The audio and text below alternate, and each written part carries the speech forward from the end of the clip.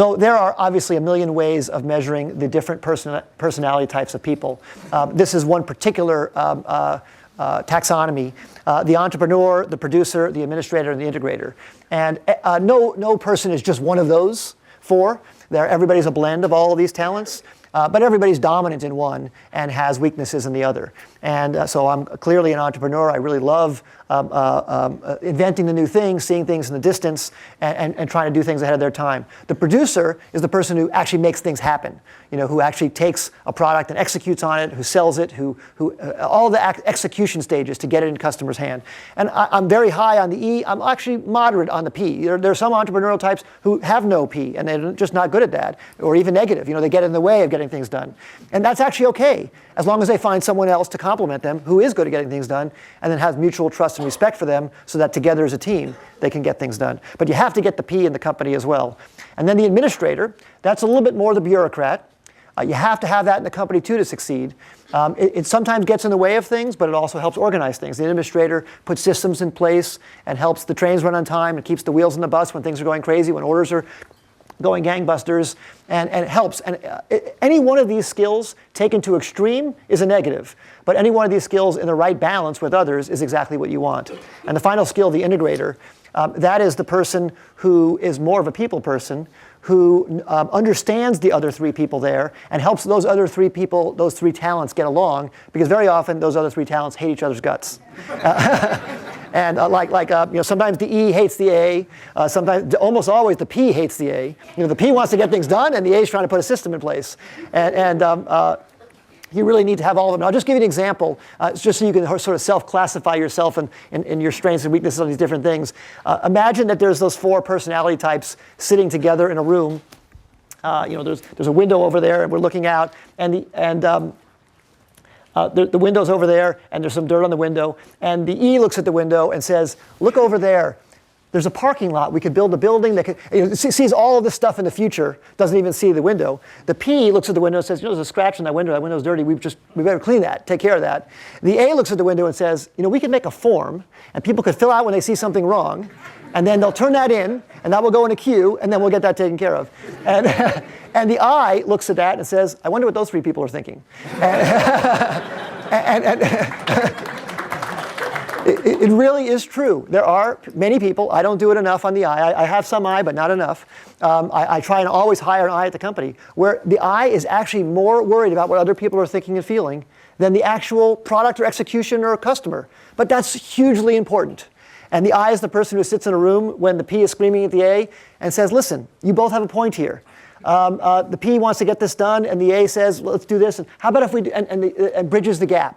And that's an important skill for a CEO to have as well, of course, to try and bridge that balance. But it's really important to try and find balance in the company on all those skills. And let me show you an example of what happens in a company that doesn't have all those.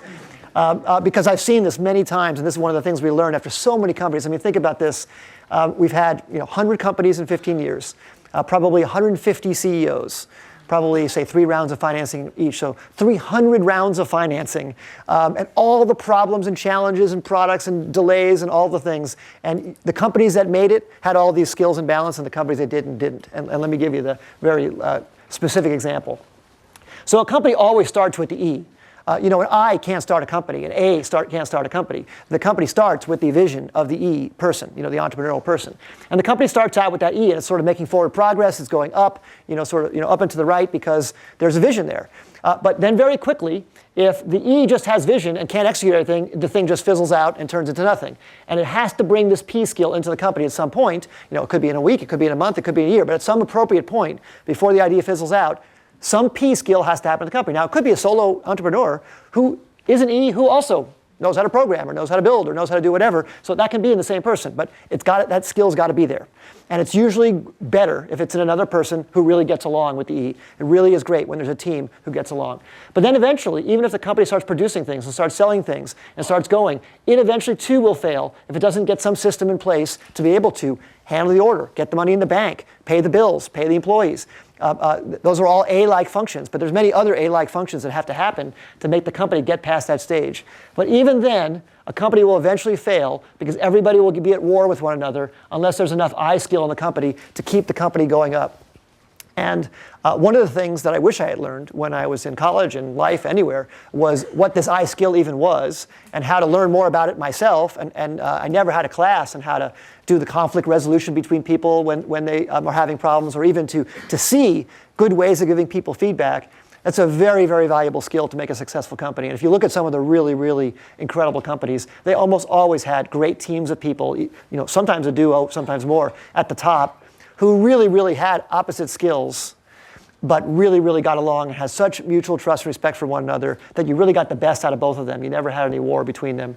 And that really is amazing when that happens. And if I were to have any single thing that I would recommend for success in a company, it would be this, after, of course, having a decent idea. But I even think this is more important than having a decent idea, because this team working together can take a not so decent idea and turn into a decent idea, because they'll have a method to get from not decent to incredible. Whereas a great idea will usually fizzle if it doesn't have all this together. So that's one thing that I learned very painfully. I wish I had learned it earlier in my career. I could have made some things that weren't successful.